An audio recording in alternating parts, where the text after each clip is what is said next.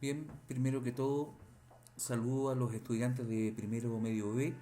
Lo que voy a presentar a continuación es una retroalimentación del ensayo PSU de lectura rendido en abril de este año, em, cuya ejecución tuvo la participación de 20 estudiantes. Se encuentra actualmente liberado el mismo ensayo para quienes no lo rindieron hasta el día jueves 30 de abril a las 20 horas. Bien, vamos a hacer una revisión de aquellas preguntas que tuvieron más bajo rendimiento. El criterio utilizado para esta selección son las preguntas que tuvieron bajo 50% de respuestas correctas. Ahora, eh, la, la sugerencia que puedo hacer es, como son varias preguntas que vamos a revisar, y este video puede salir algo extenso, sugiero que puedan ir haciendo pausas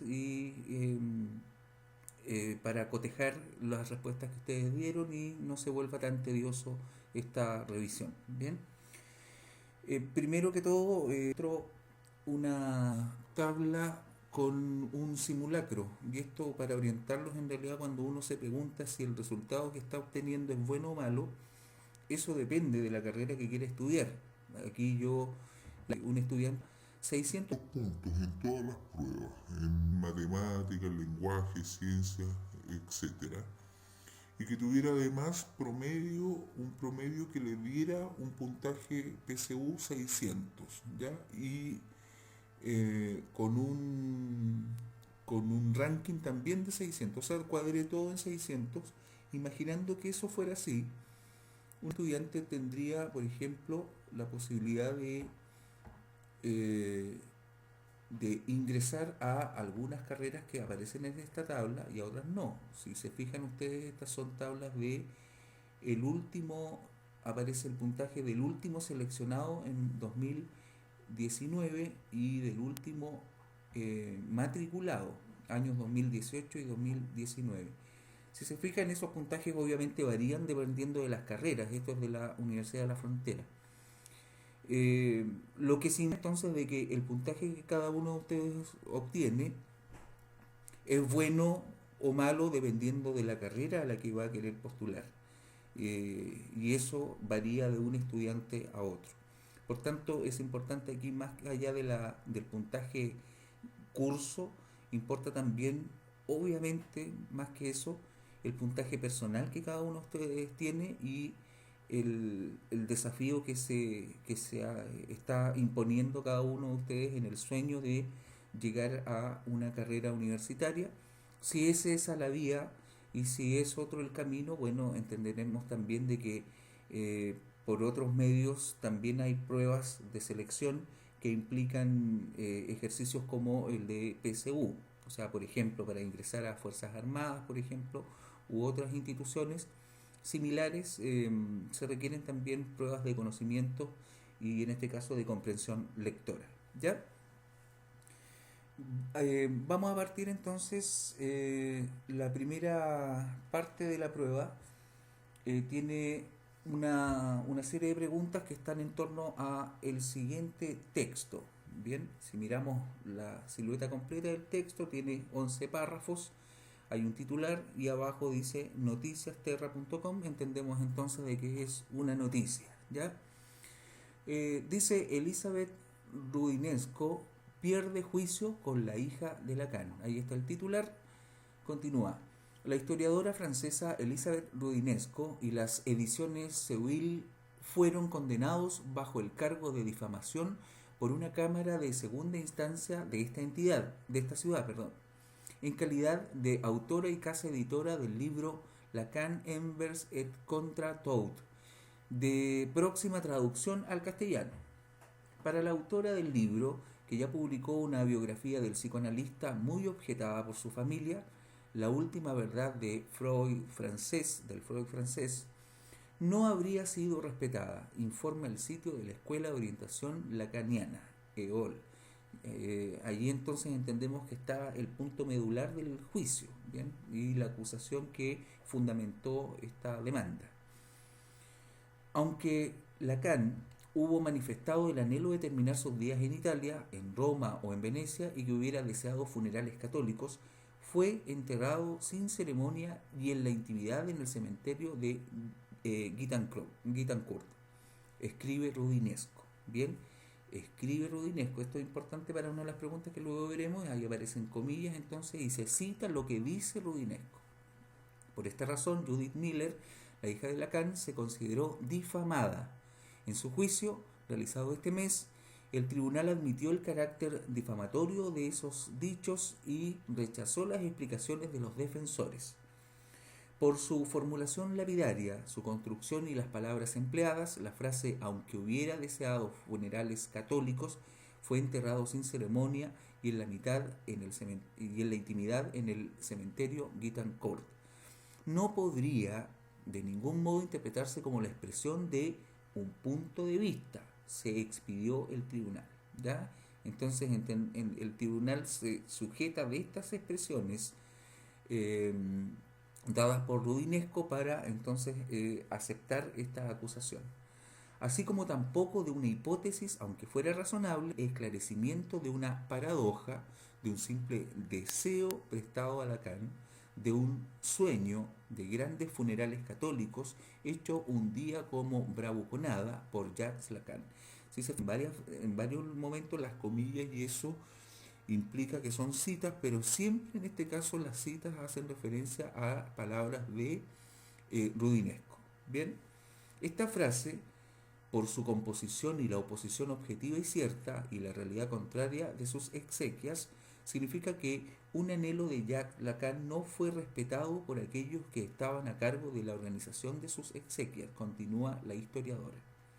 El tribunal examinó la cuestión de saber si de las palabras incriminadas podían pararse en su buena fe, pero pudo constatar que en 1993 Rudinesco evocó la misma cuestión en otros términos.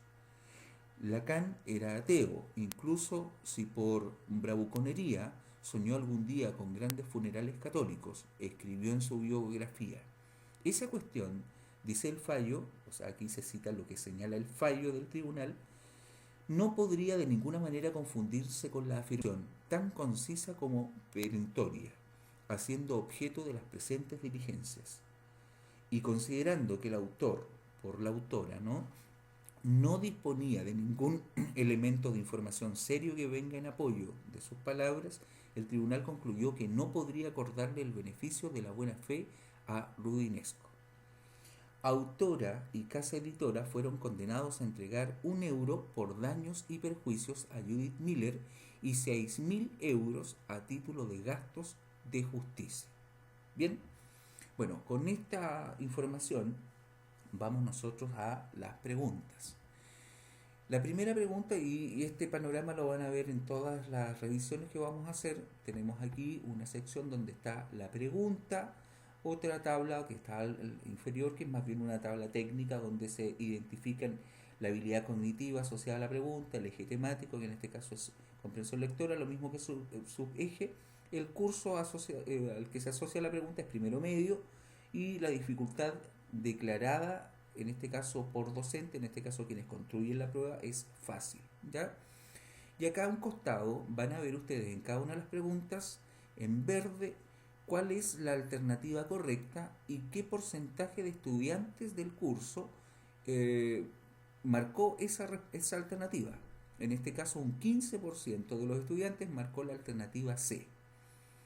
Y un 35% de los estudiantes marcó la alternativa B, que es incorrecta. La respuesta correcta en este caso es C. Vamos a ver qué dice la pregunta. Dice, ¿cuál de estas personas o instituciones aparece citada textualmente en la noticia? Cuidado allí, porque dice citada textualmente y un elemento gráfico para poder demostrar aquello son las comillas. Bien. La mayor dificultad de este texto está en el hecho de que presentan una gran cantidad de citas, las cuales a menudo llevan otras citas en su interior. Sin embargo, los autores de estas citas son pocos. Veamos, esta Judith Miller aparece mencionada, ¿no?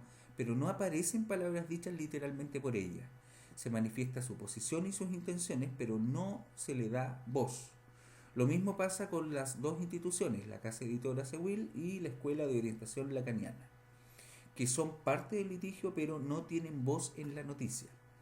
Jacques Lacan aparece parafraseado, o sea, no aparece citado, sino que se señalan más o menos sus palabras, específicamente en la frase conflictiva La Bravuconada, sobre su deseo de ser enterrado con la ceremonia católica, pero nunca se citan sus palabras. Las citas que aparecen en el tribunal provienen todas de Elizabeth Rudinesco y del tribunal. Y en este caso entonces la respuesta correcta es letra C, puesto que el tribunal no aparece dentro de las alternativas. Bien, esa es la respuesta de la número 1. Vamos a la pregunta número 2. Dice, ¿cuál de los siguientes enunciados resume mejor lo expuesto en la noticia? ¿Ya? Ahora, en esta pregunta, en realidad lo que debemos usar es la habilidad de síntesis global, ¿ya? Resumiendo en una frase el contenido de todo un texto. Todas las alternativas tienen parte de verdad, es cierto, por lo cual debemos fijarnos bien en los matices que las distinguen, en algún elemento. Estamos de acuerdo en que la hija de un psicoanalista, Judith Miller, denuncia a una autora, Elizabeth Rudinesco, y gana el juicio.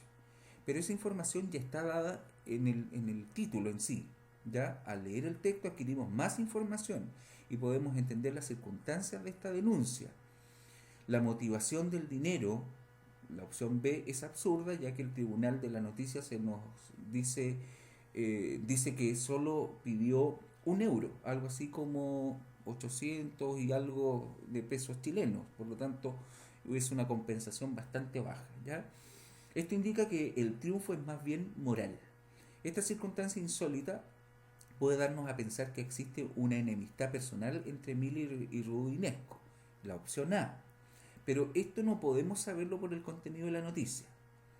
Bien, sería una sobreinferencia. La opción D es la más desviada de todas, ¿ya? Porque no ese es el motivo de la denuncia, sino más bien al contrario. Miller defiende la postura de que la voluntad de su padre de enterrarse como católico fue una bravuconada. La opción E está más cerca de la verdad, pero se equivoca al afirmar que en el libro hay varias mentiras, siendo que en lo particular del caso es que trata de un juicio por una sola frase. Bien, por tanto la respuesta correcta finalmente es la letra C. Bien, vamos a avanzar. Vamos ahora para las siguientes preguntas con otro texto. Este es un fragmento dramático de una obra del autor Henrik Ibsen, Casa de Muñecas. Bien, aparecen dos personajes dialogando. Recordemos que los textos dramáticos tienen una característica particular de estructura. Incorporan el diálogo, pero también las acotaciones, en este caso lo que va en paréntesis y concursiva, que son notas complementarias que no son parte del diálogo, pero que sí aportan para el montaje escénico. Bien, vamos a ver este diálogo. Dice: Nora, acabo de llegar. Guarda el cucurucho de confites en el bolsillo y se limpia la boca. Bien, ven aquí, Torvaldo, mira las compras que he hecho. No me interrumpas, dice Elmer. Poco después abre la puerta y aparece con la pluma en la mano mirando en todas direcciones. ¿Comprado, dices? ¿Todo eso? ¿Otra vez ha encontrado la niñita modo de gastar dinero? Pero Torvaldo, este año podemos hacer algunos gastos más. Es la primera Navidad en que no nos vemos obligados a andar con escaseces. Sí, pero tampoco podemos derrochar. Un poco, Torvaldo, un poquitín, ¿no? Ahora que vas a cobrar un sueldo crecido y que gastarás mucho, mucho dinero. Sí, a partir de año nuevo, pero pasará un trimestre antes de percibir nada. ¿Y eso qué importa? Mientras tanto se pide prestado. Nora, exclama, ¿no? Acércase, se acerca, ya es una expresión no muy usual, ya, pero significa se acerca a Nora, a quien de broma agarra de una oreja, como quien toma a un niño, ya. Siempre esa ligereza. Suponte que pido prestadas hoy 1000 coronas, que tú las gastas durante las Pascuas de Navidad, que la víspera de Año Nuevo me cae una teja en la cabeza y que los puntos suspensivos implican una especie de interrupción, ¿no? Nora poniéndole la mano en la boca, cállate y no digas esas cosas. Pero figúrate que ocurriese y entonces, si sucediera tal cosa, me daría lo mismo tener deudas que no tenerlas. Y las personas que me hubieran prestado el dinero, ¿quién piensa en ellas? Son personas extrañas. Nora, Nora, eres una verdadera mujer. En serio, mujer. Ya sabes mis ideas respecto a ese punto. Nada de deudas, nada de préstamos. En la casa que depende de deudas y de préstamos se introduce una especie de esclavitud, cierta cosa de mal cariz que previene. Hasta ahora nos hemos hecho firmes y seguiremos haciendo otro tanto durante el poco tiempo de prueba que nos queda. Nora, acercándose a la chimenea, bien, como tú quieras, Torvald. Ahí termina este diálogo, este fragmento de la obra. Bien, vamos entonces a la pregunta número 3. Dice, cuando Elmer afirma, Nora, Nora, eres una verdadera mujer, se está refiriendo a ese carácter. Y en este caso hay que fijarse, por favor, en el contexto global de la pregunta, ¿no? Y de la información que aporta el párrafo, o sea, el fragmento. El curso tuvo respuestas correctas, un 40% en la C y un 25% marcó la letra E. Vamos a revisar las preguntas. Dice, bueno, en este caso cuando Elmer dice, Nora, Nora, eres una verdadera mujer, es cuando Nora le plantea pedir un préstamo, ¿ya? Lo que él considera incorrecto, pues no están en una buena situación económica y puede surgir algún imprevisto. Por eso, ante la irracionalidad de su mujer por hacer gastos innecesarios, hace esta afirmación, queriendo decir que las mujeres se caracterizan por gastar dinero en cosas que no son realmente necesarias. Esta es la afirmación más general a partir de las cuales podrían desprenderse las demás, las alternativas A, B, D y E, por lo que estas últimas, estas pueden ser descartadas. Bien, entonces, en este caso, si bien las otras alternativas, aparte de la C, señalan un hecho que está dentro de este diálogo, la letra C es, en este caso, la más completa y que especifica de manera particular lo que implica el uso del dinero como en este caso, un gasto innecesario. ¿Ya? Vamos a seguir. Pregunta número 4. De acuerdo con lo expresado en el texto, su idea principal es, y aquí eso es clave en el enunciado, si nos dice idea principal, debemos pensar en la idea que englobe la mayor cantidad de información principal del texto. Recordemos entonces que una idea principal responde a una idea general de la información. Las alternativas A, B, D y E, aunque son ideas desprendidas directamente del texto, no se corresponden con la idea principal, que es en realidad la discusión entre Nora y Elmer sobre la economía de su matrimonio, y a partir del cual se pueden desprender las alternativas descartadas por ser demasiado específicas. Bien, entonces aquí 45% de los estudiantes estuvieron bien y quienes marcaron las otras, 20%, en la E ya dimos la explicación. ¿Ya? Vamos con la pregunta número 5. Podemos afirmar que Elmer infantiliza a Nora porque aquí implica entonces infantilizar significa darle un trato infantil, es decir, como de niña. Y eso obviamente se ve expresado en ciertos gestos y palabras de Elmer. Particularmente, allí vemos, por ejemplo, y aquí vemos los enunciados que nos ofrecen como opciones. Se refiere a ella como la niñita. Bueno, sí, efectivamente, y lo dice literalmente, y eso claramente es una expresión que la toma, digamos, como infantil. ¿Ya? La reprende tomándola de una oreja. Eso efectivamente lo hace cuando se acerca a ella. ¿Ya? intenta protegerla de males como las deudas. Ya, la verdad que aquello no se observa, no se ve que intente protegerla, más bien las deudas, dice él, le parecen esclavizantes. ¿Ya? En consecuencia, la alternativa correcta es la letra B, 1 y 2. Bien, 35% de los estudiantes tuvieron respuesta correcta. Vamos con otro texto, La vida es sueño, de Pedro Calderón de la Barca. En este caso, por la silueta del texto, podemos observar que se trata de un poema. Bien, los poemas, recuerden ustedes, pertenecen al género lírico. En ellos tienen particularmente una estructura que es la composición en versos. Predomina el lenguaje poético con el uso de abundantes figuras retóricas. Hay una voz que no es un narrador como en el cuento y las novelas, sino que aquí se habla de un hablante lírico. Vamos a ver el poema. Cuentan de un sabio que un día tan pobre y mísero estaba que solo se sustentaba de unas hierbas que cogía.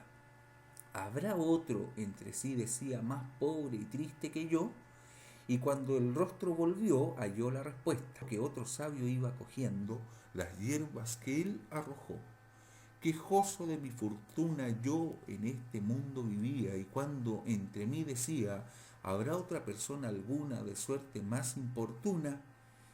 Piadoso me has respondido, pues volviendo a mi sentido, hallo que en las penas mías, para hacerlas tú alegrías, las hubieras recogido.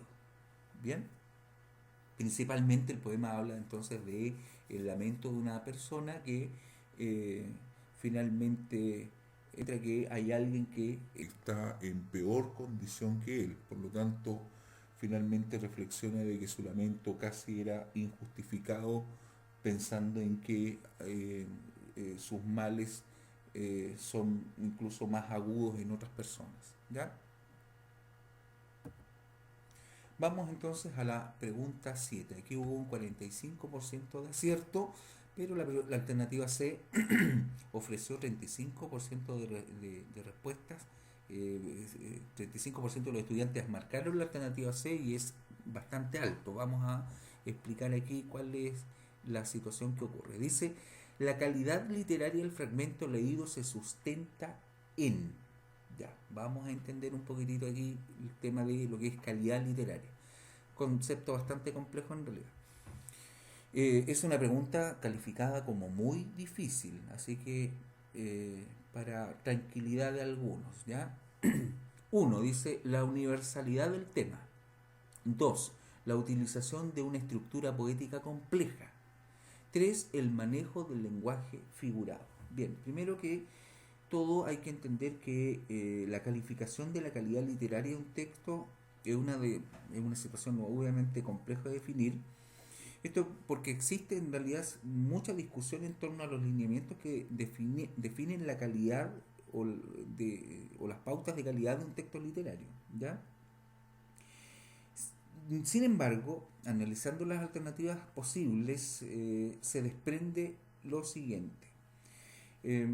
La universalidad del tema, que es la primera condición expresada allí, no es una condición para definir la calidad de un texto.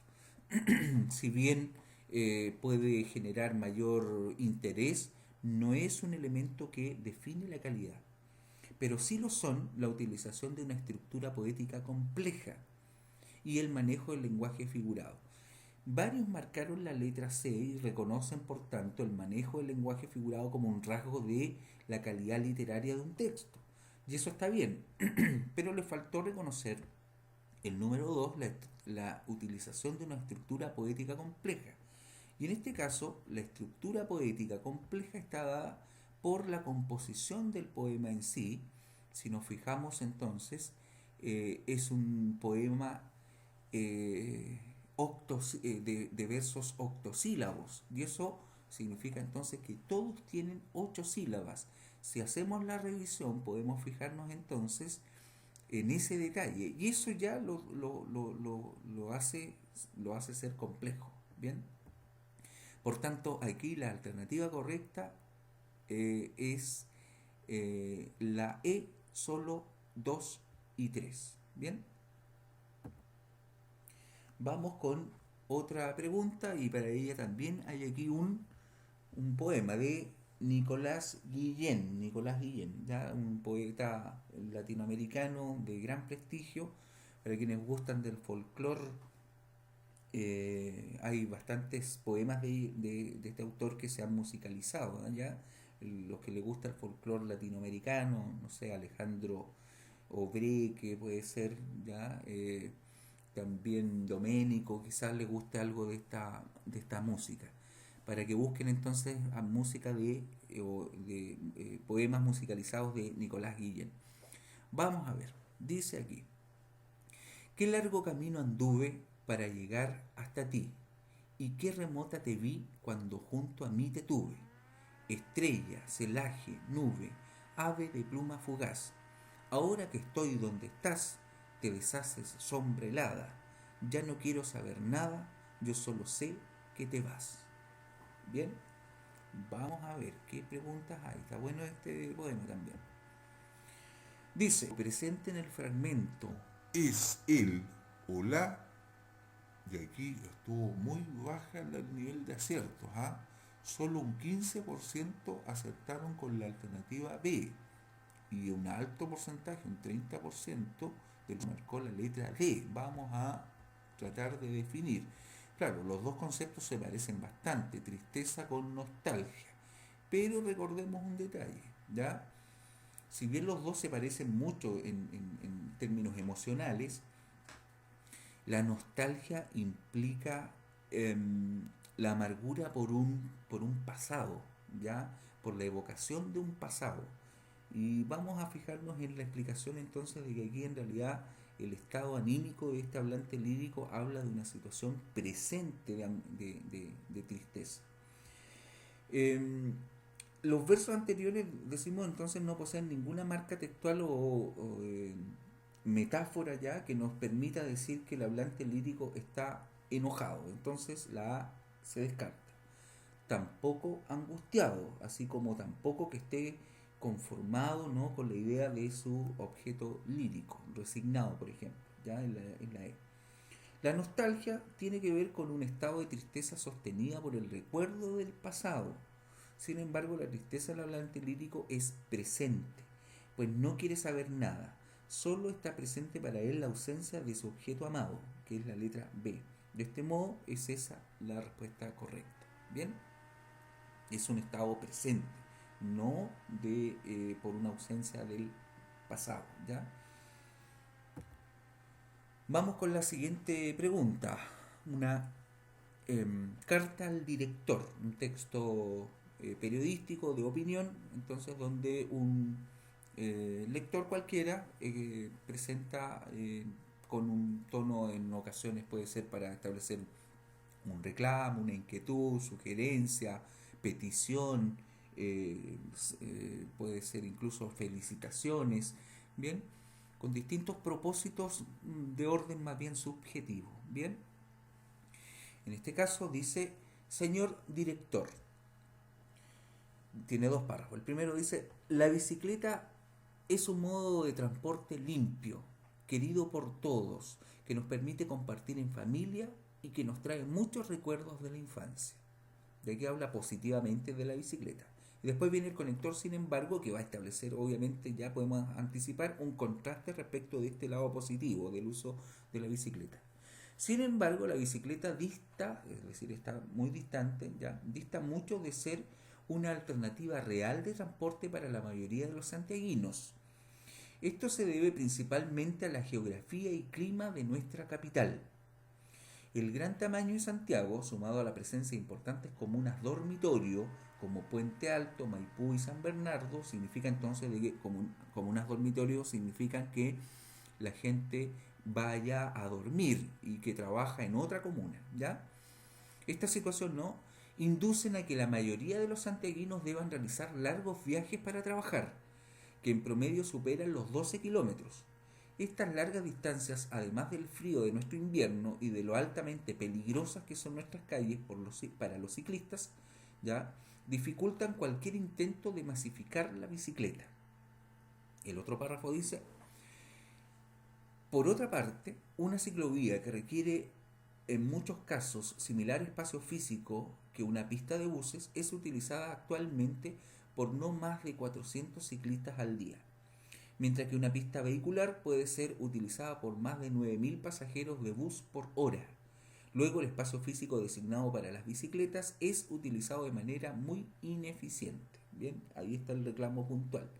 Tiene un tercer párrafo, aquí aparece. No debe considerarse a la bicicleta como solución al transporte y contaminación de Santiago, sino como una alternativa minoritaria que, para cierto tipo muy particular de viajeros, puede ser atractiva, pero no más que eso. Allí está la tesis, en realidad, que es la que defiende en los párrafos anteriores el autor, ¿ya?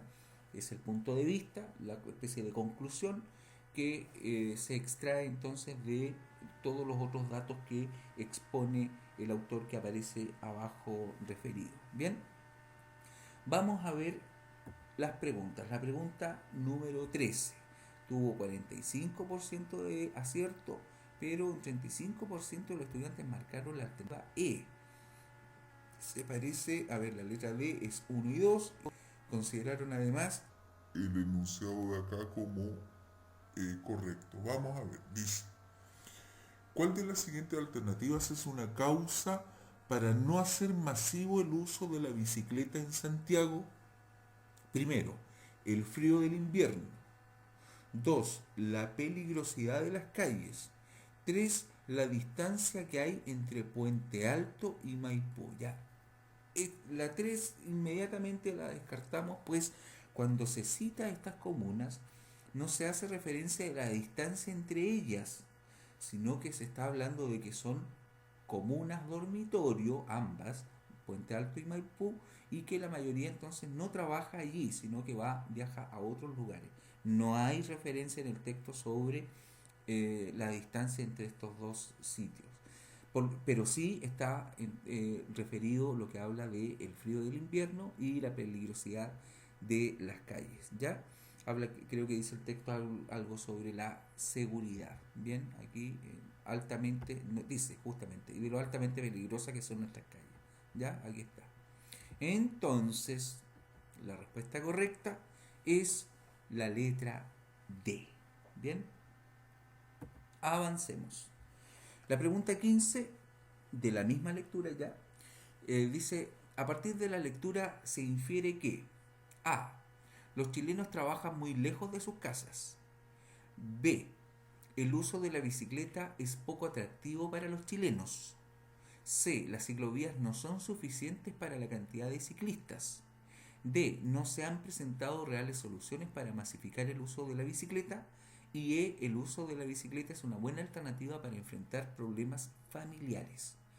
Vamos viendo entonces en la pregunta 15, donde hubo 40% de acierto y 30% que marcó la letra B. Vamos a ver. La alternativa correcta aquí ya vemos que es la letra D, ya que las políticas públicas, como señala el texto, no han sido lo suficientemente fuertes para incentivar el uso de la bicicleta. Un ejemplo de esto es el poco uso que se le da a las ciclovías, además de los altos índices de delincuencia que vuelven temerosa a la ciudadanía. Por lo tanto, la D es la respuesta correcta. Vamos con otro texto. Dice aquí el titular: hasta que la muerte los separe. Vamos a leer. Los esqueletos de un hombre y una mujer datando del año 3800 a.C. han sido descubiertos aún abrazados. La peculiar tumba fue hallada en la cueva de Alepotripa, en el sur de Grecia, uno de los cementerios más importantes del periodo neolítico. El doble entierro es uno de los más antiguos conocidos. Pruebas de ADN confirmaron que los restos corresponden a un hombre y una mujer jóvenes, quienes fueron enterrados en posición fetal, una posición mortuoria común durante el Neolítico, y abrazados. Una práctica raramente vista en los entierros de la época. Los cadáveres fueron encontrados junto con un osario, varias urnas de cerámica, cuentas y otras ofrendas, lo que apunta hacia una sociedad organizada. Diferentes hallazgos arqueológicos indican que la cueva sirvió como asentamiento y cementerio durante el Neolítico, 6000 al 3200 a.C. A finales del periodo, un gran terremoto selló la entrada de la cueva. No fue sino hasta 1958 que los espeleólogos Yanis y Ana Petrocheilos descubrieron el antiguo sitio. Desde entonces, diversas excavaciones han revelado entierros de niños, embriones y adultos, realizadas entre los años 4200 y 3800 a.C. La inhumación en abrazo es uno de los primeros ejemplos conocidos. En cuanto a las decoraciones funerarias, los humanos hemos adornado las tumbas desde hace al menos 14.000 años. El doctor George Papatanasopoulos, quien lideró el descubrimiento, espera que la pareja sea exhibida en un museo tras completarse las investigaciones necesarias. Bien, complejo de leer este nombre, un nombre de este señor Papadopoulos, algo así, ¿ya? Bien, vamos a ver las preguntas. ¿Ya? Pregunta número 17. Del texto se puede desprender que, bien, cuando dice se puede desprender, entendemos de que hay que hacer un ejercicio de inferencia, bien, no es algo literal. 25%, es decir, la cuarta parte del curso tuvo acierto y un alto porcentaje, casi la mitad, marcó la letra B. Vamos a ver la letra B. Dice, la B, descartémosla enseguida. Enterrar a personas abrazadas era una práctica habitual en la antigüedad. Fíjense, por favor, lo señala aquí, ¿ya?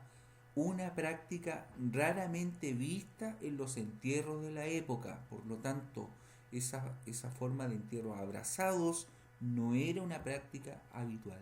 Ya descartamos inmediatamente entonces la letra B. La opción A se descarta debido a que los otros cuerpos fueron encontrados en épocas diferentes. ¿Ya? La B es errónea, ya que son pocos hallazgos de este tipo, como lo decíamos, según el texto, por lo que faltarían pruebas para establecer una sentencia de esta naturaleza. La C se excluye, ya que son dos trabajos distintos. Los primeros realizaron el descubrimiento de la cueva, pero no se vinculan directamente con la inhumación en abrazo dirigida por Papatanasopoulos. Espero no tener que decir este nombre de nuevo. Por último, la opción E se excluye debido a que no se puede generalizar una información solo con pocos casos de este tipo descubiertos. Por tanto, la E también, desde siempre han existido los entierros en abrazo, eso descartado, ¿ya? Por una razón parecida a la de la letra B. Bien, esa es entonces la explicación de la pregunta 17. Avancemos. Nuevamente, un poema de Juan Guzmán Cruchaga, Balada del Príncipe Solo. Fíjense en el título, Balada del Príncipe Solo. Cuánta nieve, pastorcita, ni la caricia más leve se acerca a mi corazón. Pastorcita, cuánta nieve, por un ramo de tus flores diera mi palacio moro. Cómo se angustia mi carne bajo su túnica de oro. Tan alto nací que nadie puede acoger mi ternura. Tú no conoces, pastora, la soledad de la altura. Las joyas de mis vargueños me alejan de tu persona. Cómo pesan los brillantes azules de mi corona. Oh, si pudiera vivir en la paz de las praderas, humildemente aguardando, pastora, que me quisieras.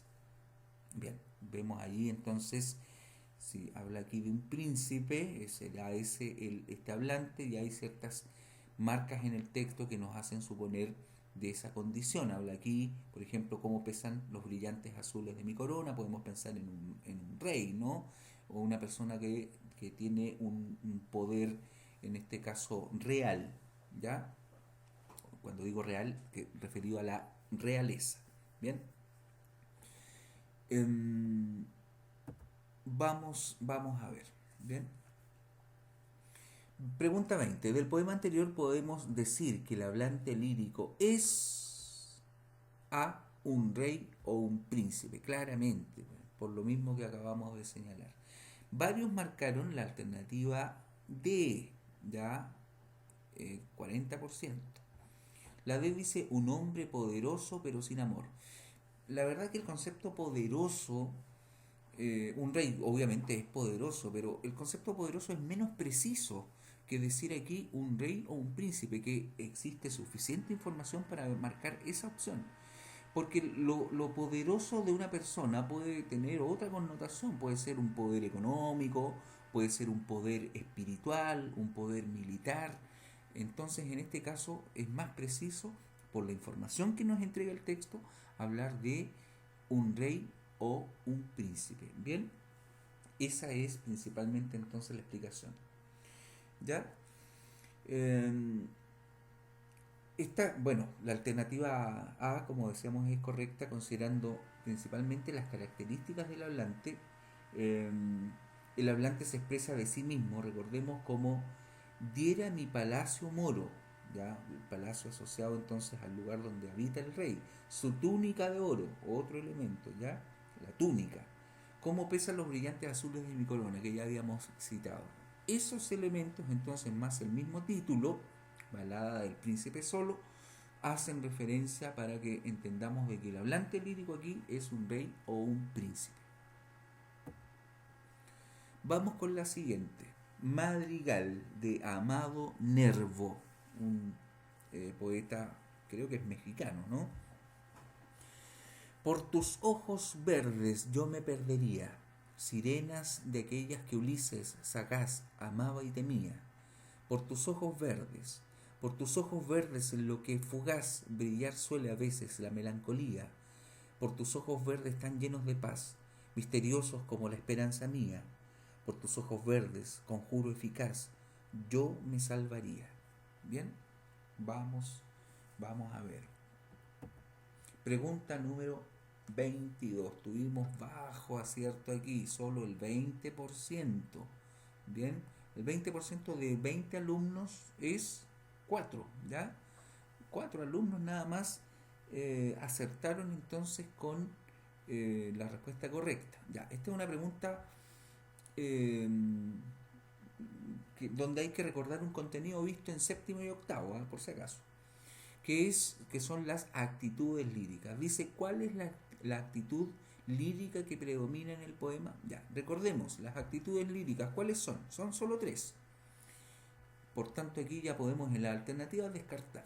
Las actitudes líricas son enunciativa, carmínica, o de la canción también se le llama, y apostrófica. Por tanto, las alternativas A y B fuera inmediatamente. ¿Y a qué se refieren las actitudes líricas? Son en realidad la postura de la voz que asume el hablante lírico para hablar de sus sentimientos, y en ese caso cuando habla de sí mismo es carmínica, para hablar de lo que ocurre en el entorno o para hablar de otras personas como en tercera persona, ¿no? Para describir el campo, por ejemplo, en ese caso es enunciativa, y apostrófica cuando le habla directamente a un tú, es decir, usa la segunda persona. En este caso entonces podemos entender que se sostiene el predominio de una apelación a otro. La actitud apostrófica entonces aquí se caracteriza por apelar a un tú, ¿ya? El uso, como ya señalaba, de la segunda persona. A pesar de que pueda hablar de sus sentimientos, la apelación permanente es hacia ese tú, ¿bien? Que es la amada, ¿no? Cuando dice por tus ojos verdes, ¿ya? Eso es para hablar de la amada. Bien, continuamos. Pregunta siguiente, número 25. La figura literaria que predomina en el poema es, ya, aquí el 40% marcó la A, metáfora, ya, bien. ¿Qué pasa? Yo trataba de encontrar una explicación a esta situación y pensé en que quizás les pareció más familiar la figura metáfora, ¿no? La figura retórica de metáfora. Sin embargo, vamos a tener que pensar en lo que ocurre realmente en el poema. Y a lo mejor la respuesta correcta, anáfora, es un concepto que no recuerda muy bien, también es contenido que ya vieron en octavo, y se refiere a una figura literaria muy simple de detectar, que es cuando encontramos nosotros la reiteración de palabras al inicio de distintos versos. Y eso claramente ocurre aquí. Piensen ustedes, por tus ojos verdes aparece una, dos, tres, cuatro, cinco veces. Hay cinco versos que empiezan con esta línea, ¿no? Que dice por tus ojos verdes. Entonces, esa, digamos, reiteración permanente en este poema hace de que nosotros distingamos como predominio dentro del texto la figura esta de metáfora. Bien, otra figura que podríamos nosotros haber señalado, pero no está aquí, se llama sinécdoque, que es una figura que se refiere a nombrar la parte por el todo, ¿ya? La parte por el todo. En este caso, cuando él dice por tus ojos verdes, se está refiriendo en realidad a la mujer, o sea, por ti, no solamente por los ojos, sino por ti. Es como cuando uno dice voy a pedir la mano de mi esposa. En realidad no es que va a pedir solo la mano, sino que pide a la esposa completa. En ese caso entonces la parte representa al todo, la mano representa al cuerpo completo de la persona. Y por el contrario, a veces nos referimos al todo por la parte. Por ejemplo, cuando decimos Chile jugó bien, si pensamos en una competencia deportiva como un partido de fútbol, en realidad no es que Chile haya jugado, o sea, jugaron hubo 11 jugadores en cancha, ya, y no jugó el país completo, no fueron 18 millones en un campo de fútbol, ¿bien? Esa es otra figura, pero no está dentro de las alternativas, por tanto no podríamos haberla referido. Ya la figura literaria es anáfora. Recordemos por la repetición de enunciados al inicio de distintos versos. Vamos con la siguiente pregunta. El tema del poema es el amor, y aquí hay que ponerle un calificativo. ¿Qué tipo de amor? ¿Es un amor idealizado, misterioso, enceguecido, temible, salvador? ¿Qué tipo de amor? Bueno, al recordar algunos elementos del género lírico, los temas son los que le dan coherencia global a un texto. Primero eso hay que recordar. En este caso la alternativa A es la única alternativa que persiste a lo largo del poema y que en consecuencia encierra su sentido global. Todas las otras alternativas abordan solo un aspecto del amor idealizado por el hablante y que se concretiza en la imagen de los ojos verdes, ¿ya? La alternativa B es incorrecta, pues la calificación de misteriosos se refiere a los ojos y no al amor. Por lo tanto, aquí quienes marcaron, que fueron hartos, ya el 40%, marcaron la B, no sería la respuesta correcta, pues esta calificación va apuntando a los ojos y no al amor que siente este hablante lírico. Bien. Amor idealizado significa un amor sin ningún, un amor sublime, un amor puesto en alto, casi inalcanzable. Bien. Vamos con el siguiente texto. Aparece al pie de página aquí Ignacio Valente, poesía última de Gonzalo Rojas, fragmento para conocer. Importa aquí, por ejemplo, saber que Ignacio Valente, como dato, es un famoso crítico literario de nuestro país. Y en este caso, si el título dice poesía última de Gonzalo Rojas, podemos entender que va a ser un comentario crítico de la obra de Gonzalo Rojas, que es un poeta chileno muy reconocido. Bien, dice: la obra poética de Gonzalo Rojas, en forma de variadas antologías, ha conocido en los últimos años un singular éxito editorial en diversos países de habla castellana. Fíjense entonces, las antologías, recordemos que las antologías son recopilaciones de distintas obras, o sea, podemos seleccionar de varios libros y formar un solo texto, y esa es una antología, ¿ya? Hoy aparece en Madrid su producción más reciente, seguida de una nueva y enésima selección de su obra pasada.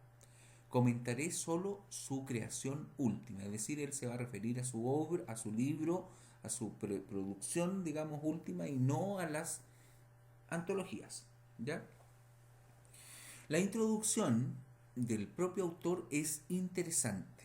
En ese texto, Rojas se identifica con la generación de 1938, a la que asigna como programa específico la elaboración de una mayor conciencia crítica del lenguaje, así como también un proyecto de diálogo con el mundo más coherente y lúcido, aunque menos creador que aquel de los grandes poetas de la década del 20, Huidobro, de Roca, Neruda y la Mistral. Una versión más amplia del mismo ambicioso programa dice así: desaldeanizar a Chile. Rojas partió militando en el grupo Mandrágora con Braulio Arenas, Enrique Gómez Correa, Teófilo Cid y Jorge Cáceres, que son otros autores, no otros poetas, pero a poco andar se apartó de ellos, de las banderas del surrealismo chileno. Surrealismo es una corriente artística que tiene manifestación en el cine, la pintura y la literatura, entre otros, ¿ya? O sea, se apartó del surrealismo, ¿no? Por achacarles afrancesamiento literatoso, es decir, una forma bastante medio despectiva, ya de un trabajo medio rebuscado, y falta de genio. Y en realidad su curso posterior lo llevó por derroteros, por caminos ya muy distintos de la palabra poética. Derroteros vanguardistas, pero también afines a la tradición española clásica del siglo de oro, con algo de Quevedo y mucho de Góngora, me parece. Góngora y Quevedo son autores entonces del barroco español, del siglo de oro. ¿Ya? Vamos a ver las preguntas. Pregunta número 28. Dice: con recurso poético que toma la obra de Gonzalo Rojas, el emisor de ¿qué? Y aquí tenemos me acuerdo, me parece que la distribución estaba bien equilibrada en las alternativas, ¿ya? La respuesta correcta es la E, un 20% la señaló y un 25% marcó la letra B. Vamos a ver, se parecen bastante, pero tienen algunos elementos que las diferencian, ¿eh? La B con la E.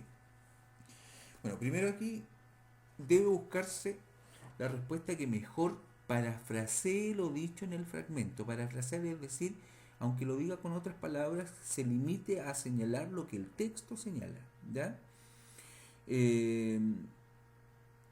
O decir que no incorpore nada que no se haya dicho en el mismo texto. La alternativa A es incorrecta, pues exagera un rasgo explicitado anteriormente en la crítica a la mandrágora como afrancesamiento literatoso.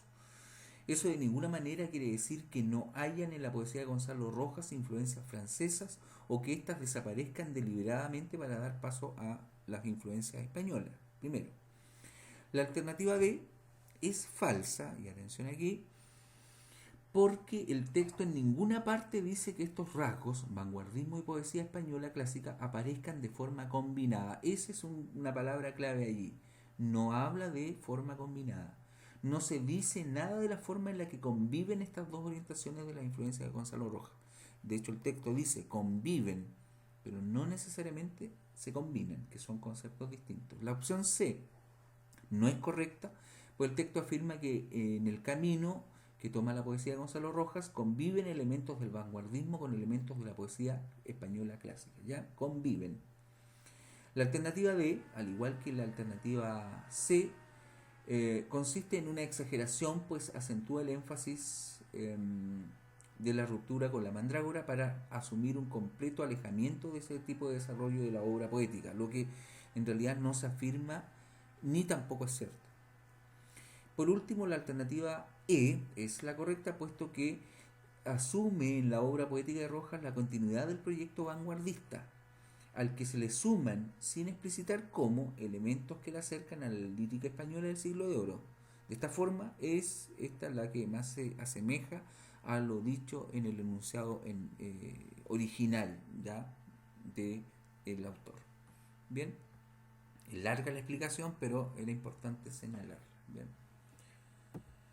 Vamos con la siguiente, la pregunta número 29. 35% de acierto, 25% se fue con la alternativa C. Vamos a dar la explicación. Dice, ¿cuál de las siguientes opciones sintetiza cabalmente el contenido expuesto en el fragmento? Fíjense, sintetiza. Nuevamente vamos aquí a la habilidad de sintetizar, o sea, reducir lo leído a sus mínimas unidades de sentido sin perder lo más importante que se señala en el texto. Visto así, aunque todas las alternativas se aproximan de algún modo a lo dicho, solo la D respeta el orden, los énfasis y no altera el sentido de lo dicho. Por eso es esta la respuesta correcta, ¿ya? Que dice: a propósito del éxito editorial y sus publicaciones recientes, el autor se refiere a la poesía de Gonzalo Rojas y su relación con generaciones anteriores y con autores de su propia generación. Bien, continuamos. Pregunta número 30, también del mismo texto, este fragmento de la crítica literaria a la obra de Gonzalo Rojas. Dice, a partir del segundo párrafo se puede inferir que, ya, esta es una pregunta de inferencia, está catalogada como difícil y solo un 10%, muy bajo. 2 alumnos nada más acertaron esta respuesta. Vamos a ver las alternativas. Dice, a partir del segundo párrafo se puede inferir que A. Gonzalo Rojas piensa que la generación anterior a la de él mostró mucho más grandeza que la suya propia. B. Ignacio Valente piensa que Gonzalo Rojas es un poeta muy superior a los poetas del grupo Mandrágora. Ignacio Valente piensa eso, no lo señala, ¿ya? Señala que Gonzalo Rojas se alejó de ellos y dio ciertas razones, pero no es lo que piensa Ignacio Valente. C. Gonzalo Rojas piensa que los poetas del grupo Mandrágora exhibían un afrancesamiento literatoso y falta de genio. D. Gonzalo Rojas cree que Chile es un país aislado, localista, centrado en sí mismo, que no dialoga con el mundo exterior. E. Gonzalo Rojas piensa que su generación fue más lúcida y por lo mismo más importante que la de Mistral, Neruda, de Roca y Huidobro. Cuidado, aquí hay situaciones que mezclan lo que